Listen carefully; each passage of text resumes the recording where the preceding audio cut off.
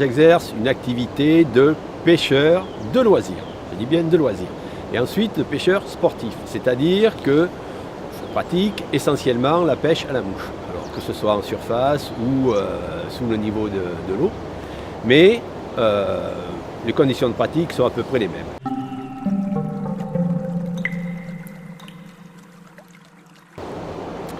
Bloquer, je ne vois plus grand-chose maintenant qui puisse la bloquer puisque tout a été fait.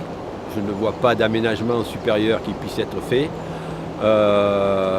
Elle peut être limitée par l'évolution de la législation et entre autres avec le renouvellement de la concession sur la chaîne des barrages.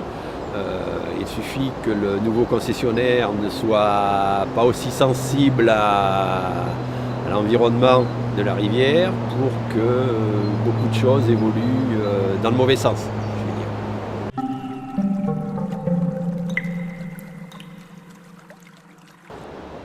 Eh bien, je vais dire, je surveille la rivière. Non, je veille. Surveiller, c'est un peu prétentieux. Je veille sur la rivière. Donc, je regarde, comme j'ai déjà dit, ce qui se passe au niveau des débits, si, ma foi, la convention qui existe, je vais dire, est bien appliquée. S'il n'y a pas trop de coups de couteau dans le contrat. Je regarde aussi si tout un tas de gens qui vivent au bord de la rivière ne font pas n'importe quoi, parce qu'il y a encore des choses qui se passent et qui ne devraient pas être.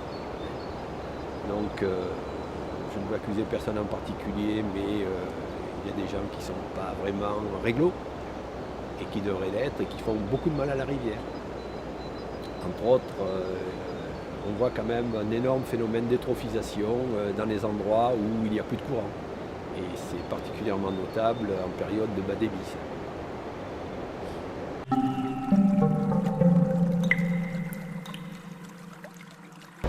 Dans 15 ans, souhaitons que je sois encore là, mais j'aurai une activité de veille. Une activité de veille, puisque j'aime beaucoup la Dordogne, donc même quand j'ai pas une canne à pêche, je viens voir ce qui se passe. J'ai quelques petits indicateurs qui me disent « Ah mais c'est bien ça c'est moins bien ». J'aurai un rôle de veilleur, je vais dire. C'est difficile. Je leur souhaite de voir la rivière telle qu'elle pouvait être il y a une trentaine, une quarantaine d'années, c'est-à-dire avec une faune d'invertébrés, donc ces insectes qui vivent sous l'eau la majeure partie de leur vie, qui soient beaucoup plus nombreuses et qui ne soient plus, je vais dire, qu'épisodiques et que le pêcheur ne regrette beaucoup puisque c'est quand même lui qui organise et qui est la base de son activité puisque c'est la nourriture du poisson.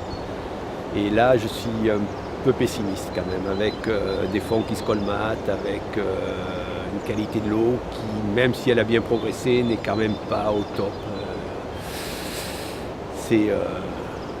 Mais je ne suis pas dans le pessimisme non plus.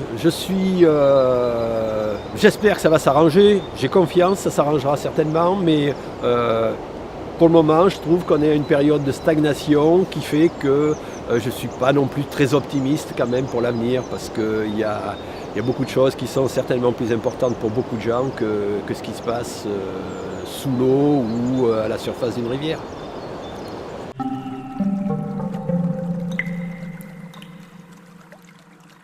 Pas du tout.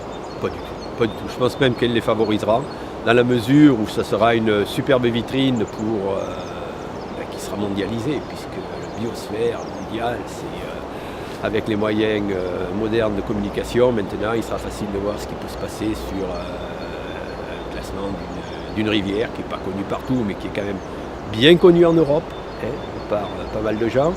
Et qui fait que, étant classée, étant réserve de biosphère, elle sera toujours sous la loupe et il y aura toujours une surveillance officielle et officieuse de la part de tous les amoureux et usagers de la rivière. Mais pas forcément que des pêcheurs, des usagers sur cette rivière, il y a qu'à se promener l'été pour voir combien il y en a. Voilà, il y a le kayakiste, il y a le baigneur qui souhaite une qualité d'eau un peu meilleure.